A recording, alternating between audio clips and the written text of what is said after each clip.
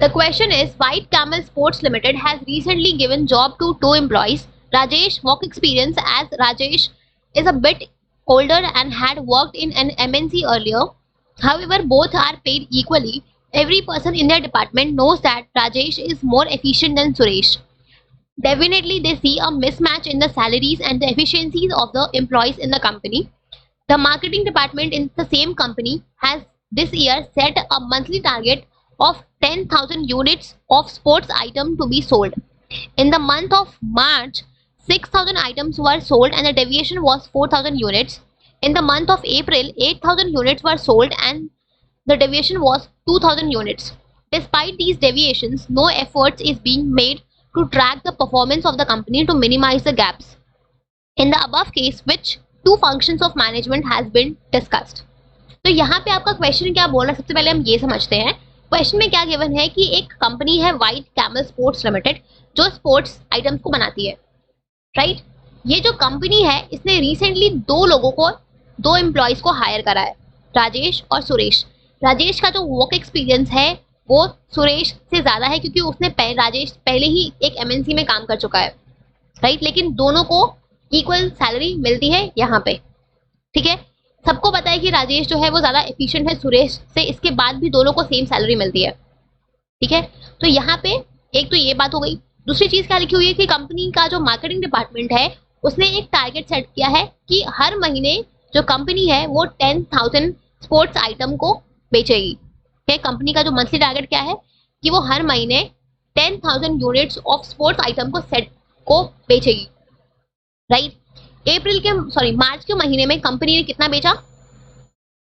मार्च के महीने में कंपनी ने 6,000 आइटम्स को बेचे थे, राइट. और 4,000 का क्या था? डेविएशन था. मींस वो जो 4,000 यूनिट्स थे वो नहीं बिक पाए थे, ठीक है. इन मंथ ऑफ अप्रैल कंपनी ने कितना बेचा था? अप्रैल के महीने में कंपनी ने 8,000 यूनिट्स बेचे थे और 2,000 का डेविएशन था. कंपनी ने कितना बेचा था? 8,000 यूनिट्स को बेचे थे और 2,000 का डेविएशन था, राइट. डेविएशंस होने के बाद भी कंपनी ने कोई एफर्ट नहीं रखा था परफॉर्मेंस को ट्रैक करने का और गैप को मिनिमाइज करने का. अब हमें क्वेश्चन क्या पूछ रहा है कि हमें यहाँ पे दो फंक्शंस ऑफ मैनेजमेंट परफॉर्म हो रहे हैं, हमें उन दो फंक्शंस को आइडेंटिफाई करना है, राइट. तो सबसे पहले हम जब भी आप केस स्टडी सॉल्व करते हो तो सबसे पहले आपको क्वेश्चन को पढ़ना है और उसमें जो कॉन्सेप्ट है आपको उसको आइडेंटिफाई करना है कि उसमें किस चीज से रिलेटेड बात की जा रही है क्वेश्चन में. तो अगर मैं बात करूँ, अगर आप क्वेश्चन का पहला लाइन पढ़ो, White Camel Sports Limited has recently given job to two employees. तो यहाँ पे अगर क्वेश्चन हमसे पूछ रहा है कि हमें कौन से दो फंक्शंस यहाँ पे परफॉर्म हो रहे हैं मैनेजमेंट के, हमें ये बताने हैं, तो हमने पढ़ा है कि मैनेजमेंट में 5 फंक्शंस होते हैं. तो ये जॉब देने का काम जो है ये कौन से फंक्शन ऑफ मैनेजमेंट में हम करते हैं? ये जो हम जॉब जो देते हैं, हम जो वैकेंसीज को भरते हैं, जॉब पोजीशंस को फिल करते हैं, राइट पर्सन को राइट जॉब से मैच कराते हैं, ये हम कौन से फंक्शन में करते हैं?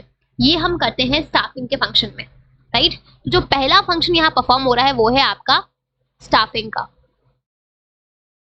जहाँ पे हम क्या करते हैं, हमने जो भी जॉब पोजीशंस क्रिएट करी है या फिर हमारे ऑर्गेनाइजेशन में जो भी वैकेंसीज है उनको हम फिल करते हैं स्टाफिंग के फंक्शन में. कैसे? तो राइट पर्सन को राइट जॉब से मैच करा के, जिसके पास रिक्वायर्ड क्वालिफिकेशंस है उस पर्सन को उस जॉब पोजीशन पे प्लेस करके हम स्टाफिंग का प्रोसेस या स्टाफिंग का फंक्शन को परफॉर्म करते हैं. तो यहाँ पे जो व्हाइट कैमल लिमिटेड है उसने भी क्या किया, उसने भी 2 लोगों को एम्प्लॉयमेंट दी है, 2 लोगों को हायर करा है, मीन्स यहाँ पे वो स्टाफिंग का फंक्शन परफॉर्म कर रही है, राइट. तो पहला हो गया आपका स्टाफिंग का. दूसरा कौन सा फंक्शन हम परफॉर्म कर रहे हैं? तो अगर आप देखो तो यहाँ पे क्या क्वेश्चन में क्या गिवन है कि जो मार्केटिंग डिपार्टमेंट था उसने टारगेट सेट किया था कि हमें हर महीने 10,000 यूनिट स्पोर्ट्स आइटम के बेचने हैं, राइट. कंपनी ने मार्च के महीने में कितने बेचे? 6,000 यूनिट्स बेचे और 4,000 का डेविएशन था. तो हम ये डेविएशन कौन से फंक्शन में फाइंड आउट करते हैं? तो हम ये डेविएशन फाइंड आउट करते हैं कंट्रोलिंग के फंक्शन में. जब हम कंट्रोलिंग का फंक्शन परफॉर्म करते हैं तो हम ये चीज चेक करते हैं कि हम जो काम कर रहे हैं वो हमारा सही डायरेक्शन में सही तरीके से हो रहा है या नहीं हो रहा है. तो टारगेट था कि आपको 10,000 यूनिट्स बेचने हैं बट आपने बेचे सिर्फ 6,000. तो जब हमने अपने इस स्टैंडर्ड परफॉर्मेंस हो, ये जो 10,000 है ये क्या है? ये हमारा स्टैंडर्ड परफॉर्मेंस है, ये हमारा बेंचमार्क है. हम इसके बेसिस पे हम अपने एक्चुअल परफॉर्मेंस को मेजर करते हैं. तो जब हमने इस स्टैंडर्ड परफॉर्मेंस को इस एक्चुअल परफॉर्मेंस से कंपेयर किया तो हमें पता चला कि हमारे पास इतने यूनिट्स का डेविएशन है, हमने इतने यूनिट्स कम बेचे हैं, राइट. तो हम ये चीज कहाँ कौन से फंक्शन में फाइंड आउट करते हैं? जब हम कंट्रोलिंग का फंक्शन परफॉर्म करते हैं तो हम ये चीज चेक करते हैं कि हमने जो काम किया है वो सही तरीके से हुआ है या हो रहा है या नहीं हो रहा है। अगर कोई गलती है, कोई डेविएशन है, कोई मिस्टेक्स है, तो इसको हम कंट्रोलिंग के फंक्शन में फाइंड आउट करते हैं, जैसे कि हमने यहाँ पे फाइंड आउट किया है।